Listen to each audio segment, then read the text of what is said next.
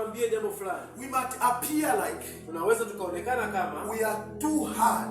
ni wagumu sana. We might appear that Tunaweza tukaonekana kwamba we are so cruel ni wakatili sana towards you guys. dhidi yako. But remember, Lakini kumbuka, kuna siku na wewe utaambiwa, leo hii nafsi yako inatakiwa. Sikiliza. Yesu anasema watch, tazama, pray, omba, kesheni.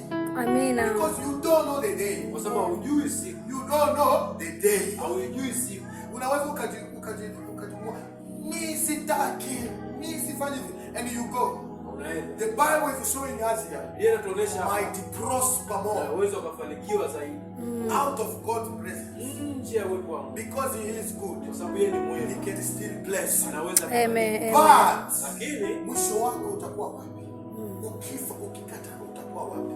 You know, many people najua watu wengi hawawezi wakaelewa hichi kitu unless you get that experience. mpaka uingie katika huo Then uzoefu, you will know that kisha utajua we are not cruel. kwamba sisi sio wakatili, We are loving. ni wenye upendo. We are very loving towards Ni you, watu wenye upendo toward your kwako, family, juu ya familia yako, toward your kids, juu ya watoto wako, toward your future. juu ya kesho yako. Amina.